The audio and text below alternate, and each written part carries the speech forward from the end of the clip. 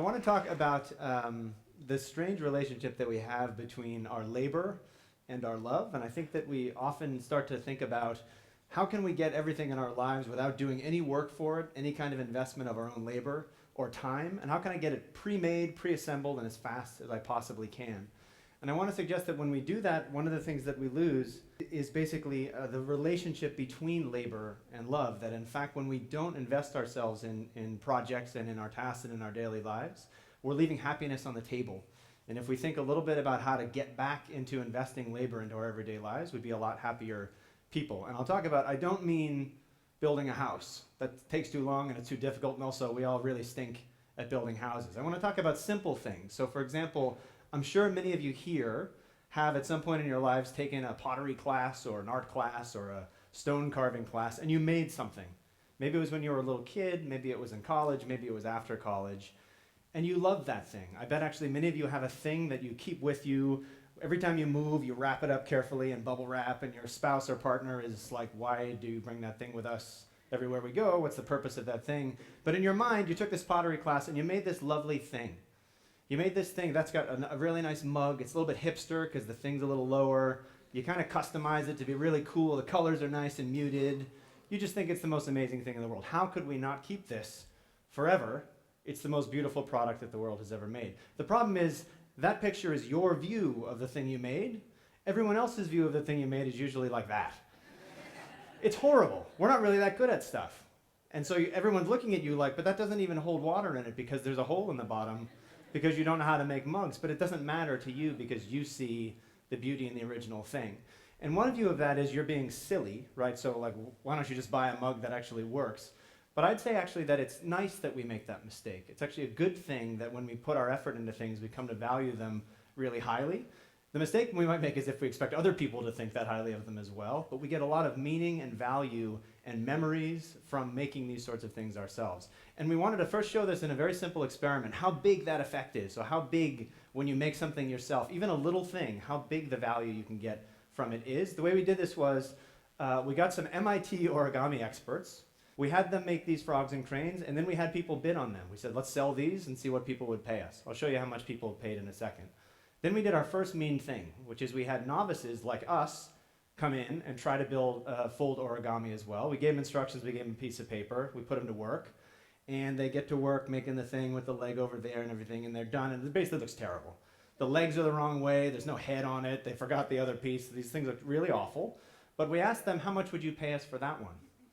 And then we do a mean thing also, which is before they can take it home with them, I take it away for a minute, and I show it to somebody else. And I say, how much would you pay for the one that this person just made? So now we've got, what are the real expert ones worth? What is the one that you made worth to you? And what is the one you made worth to everybody else in the entire world? So first thing I'll show you is, here's what happens. People believe they're willing to pay just as much for the horrible one they made as the amazing ones that the MIT undergrads made for them. So they're sort of like instantly amazing origami artists in their minds. The problem is that we also ask the world how much they're worth, remember? And the world thinks they're crap. And in fact, when we ask people, why did you, so they pay about a nickel. When we ask people, why did you pay a nickel? Many of them say, I feel bad for that guy. So really, they're worth even less than that amount of money. But again, you could say, well, you're being silly. Why would you think yours is worth an expert? But when people take these home with them, yeah, the frog looks a little weird and the legs are the wrong way, but it's yours. You made it, people keep them around, and actually we contact people later and they still have them. They put them on their desk, they keep them around, they tell stories about them. Yeah, they're overvaluing it, but it's really adding meaning to their life. And this is a little piece of paper that we did. Imagine when you do larger things as well. The second thing we thought is, well, how hard does it have to be? So is it just anything you put a little effort into, you get a lot of value out of it? Or do we have to make it hard enough that you really feel like you did something? So for example, I can tell you downloading an app is not sort of an act of creation. You may feel that it is when you customize your phone. It's not. It has to be hard enough that you really put some effort and thought into it and overcame it. And the way that we did that is our second mean thing, which is we made the instructions for origami either easy or really hard. And you might think that making the instructions hard would ruin it because it's really hard to do then. But in fact, what we thought was when things are easy to do, you don't get that feeling that you really created something unique and valuable. You got to make it hard enough that you really have to put some effort into it to get that value to emerge. And the way we did it was like this. We had some people, we gave them difficult instructions on how to make origami, and here they are. So imagine I gave you a piece of paper and said, get to work. And you look at this thing. You can pick whichever you like, the frog or the crane. Pretty much impossible. I'll highlight my favorite one ever. It's that instruction.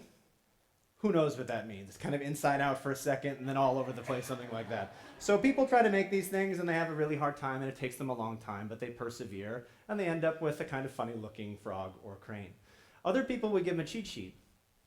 So we show them what it means and then we give them the same instructions. Now you'd think, well, that's great, right? Now they can make it a lot more easily and now they'll like the thing better, but they don't.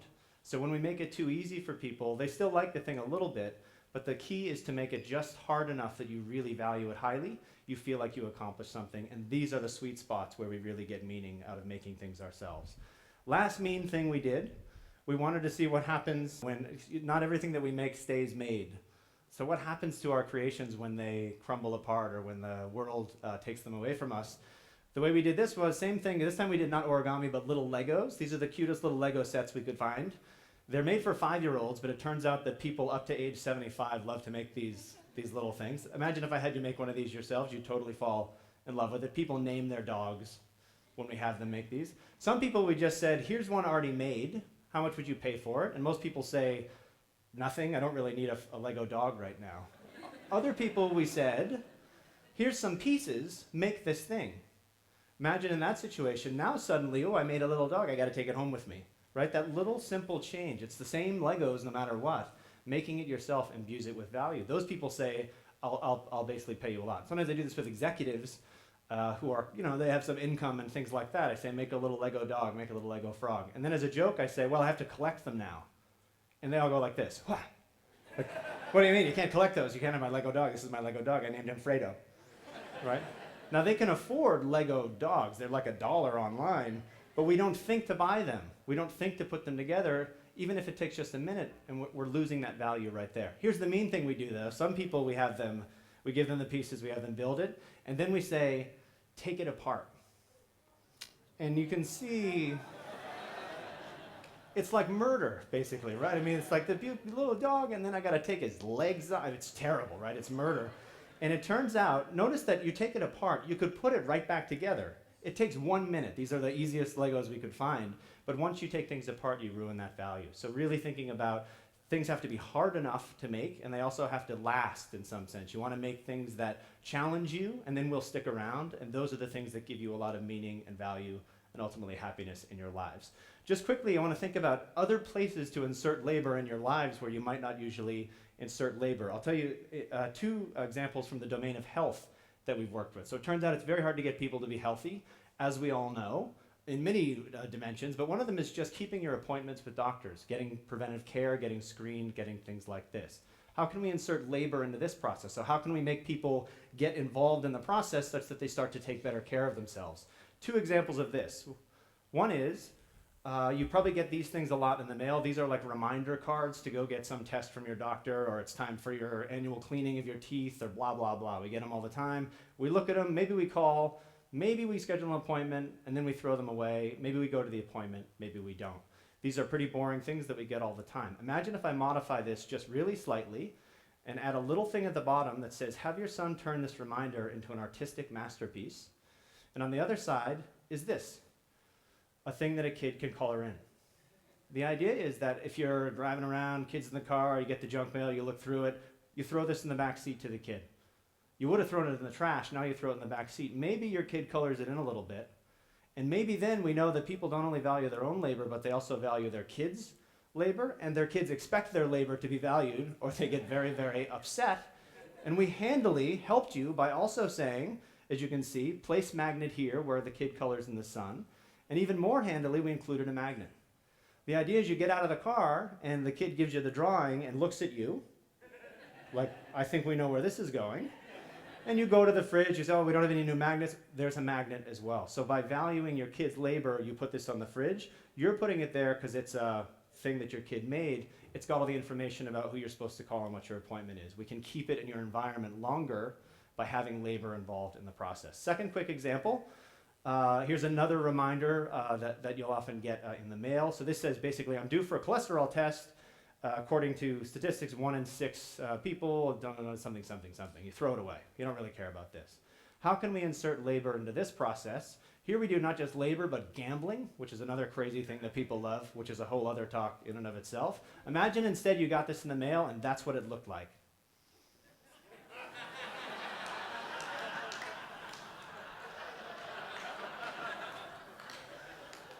What would you do? Now it feels frightening. I'm due for a because 1 in 6 people have it. I don't know what it is, right? It could be some disease I've never heard of, something like that. I'd better scratch that off. We also like to scratch those scratch tickets off as well, of course, but in addition, I really want to know the information. Now imagine I scratch it off and it says cholesterol test. I'm a little bit relieved probably that it's not something worse, but now again, I've involved you in the process, right? Now you're doing labor on this little reminder, and maybe that can get you to remember it more, be more likely to call, and things like that. So when I say put labor into your lives, I don't mean necessarily thinking about sort of huge tasks, right? So these are very trivial things. You make Legos, you fold origami, you do a little scratch ticket, your kid draws something in the back seat of the car. It's not about making huge efforts to somehow build things that are beyond your capacity. It's little trivial things in your everyday lives where you end up with a little cute thing you made, or maybe even you're healthier as a result of getting involved in things that ultimately mean that instead of thinking about how can I get less and less labor in my life and do less and less of that, how can I insert a little bit more back and end up with experiences that are more meaningful, that make me happier, that are more memorable, that make better stories, and in the long run actually will make me a better and happier person. Thank you.